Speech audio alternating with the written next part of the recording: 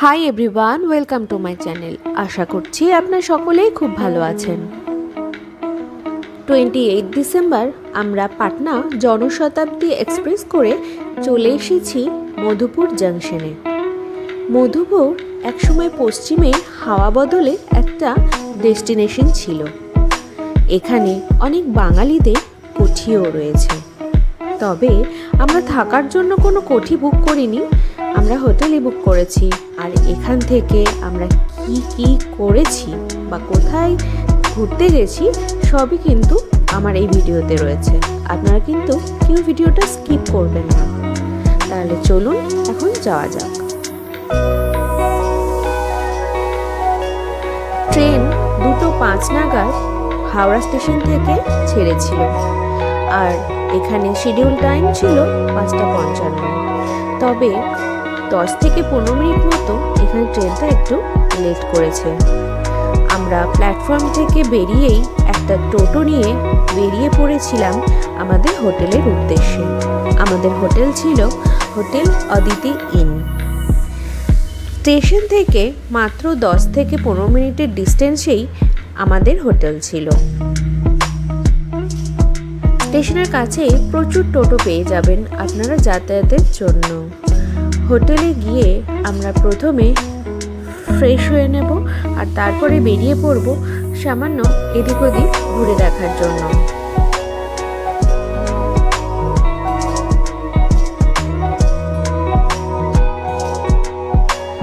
আমরা হোটেলের সামনে চলে এসেছি, চলুন ভিতরে এখন যাওয়া যাক।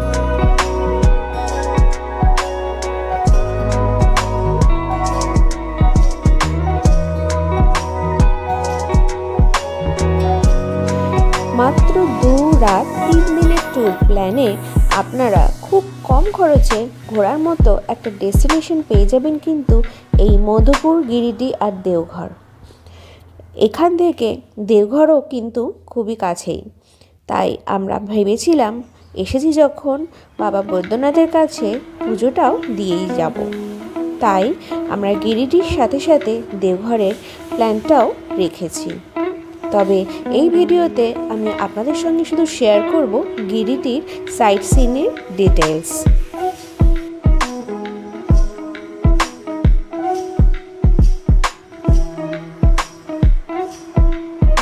স্টেশনের খুব দূরেও নয়, আবার খুব কাছেও নয়, তাই এই হোটেলটা আমরা প্রেফার করি। আমরা হোটেলটা MMT দিয়েই আগে থেকে বুক করে গিয়েছিলাম।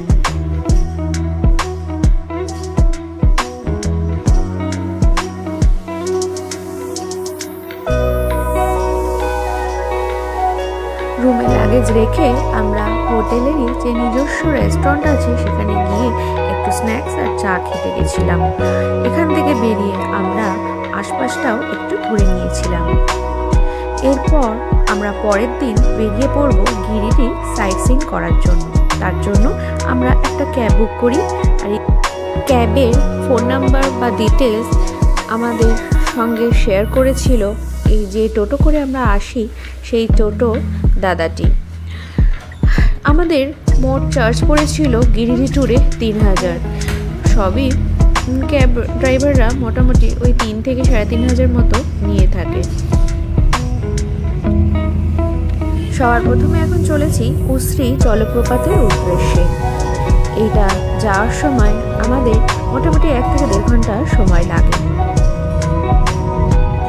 বছরের শেষ দিন বলে এখানে বেশিরভাগ জায়গাতেই লোকারণ্য। অনেকে বেড়াতেও এসেছে, অনেকে পিকনিক করছে, আবার দেখা যাচ্ছে এখানে মেলা মতো বসেছে।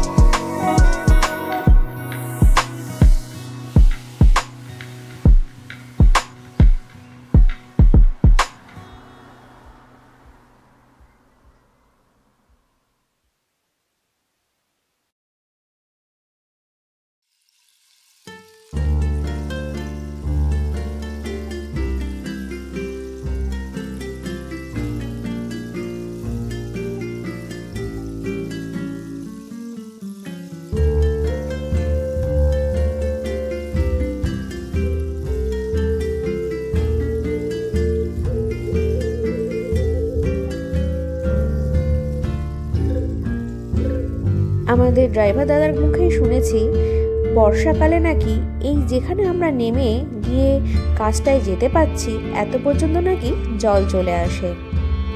শীতকালে বরঞ্চ তুলনায় অনেকই কম জল এখানে দেখা যাচ্ছে।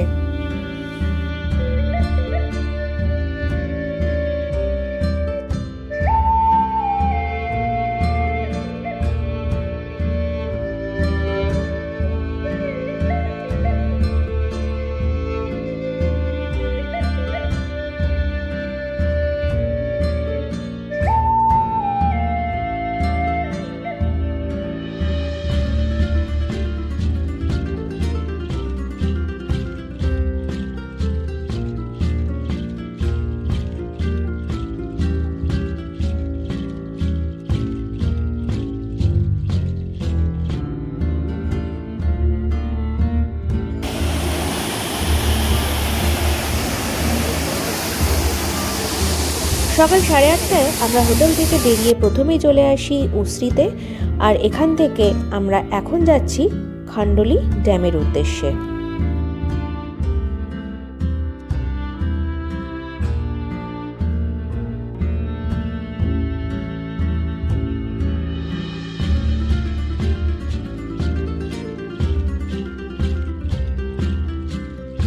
ডিসেম্বর থেকে এখানে মেলা শুরু হয়েছে আর চলবে একদম জানুয়ারির 1st to 2nd উইক অবধি।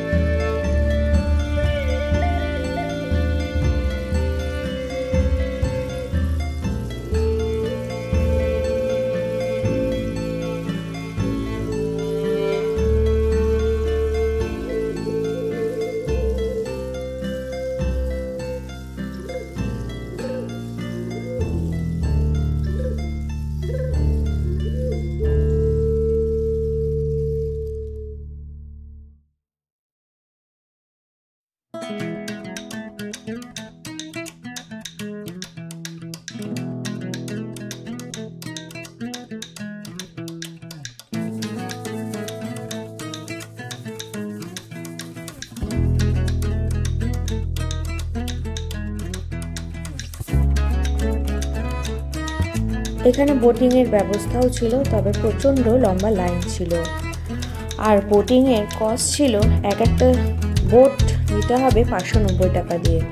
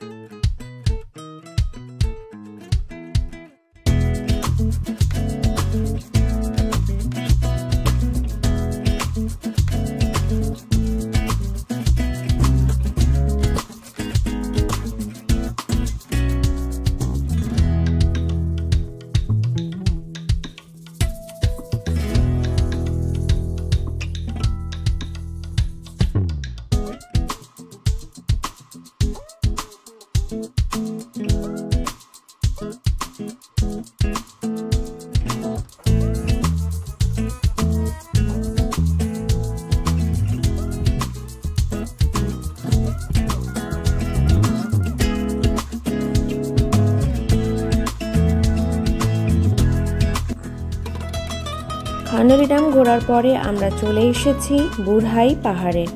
এখানে একটা মন্দিরও রয়েছে।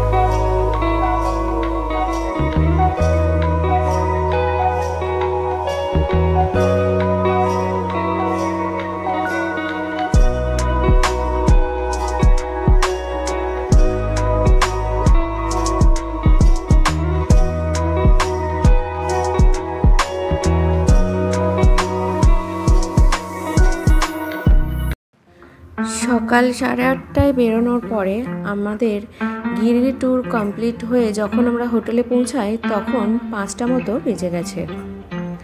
এই গিরিডি ট্যুরের ভিডিওটা আপনাদের কেমন লাগলো, আর যদি কোনো কোয়ারি থাকে তাহলে কিন্তু আমাকে কমেন্ট বক্সে জানাতে ভুলবেন না।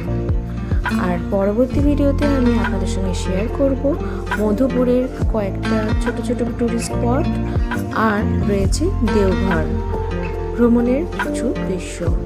তাহলে চলুন এখন যাওয়া যাক। সকলেই খুব ভালো থাকবেন, সুস্থ থাকবেন, আর নিউ ইয়ারটা খুব ভালো করে এনজয় করবেন। টাটা।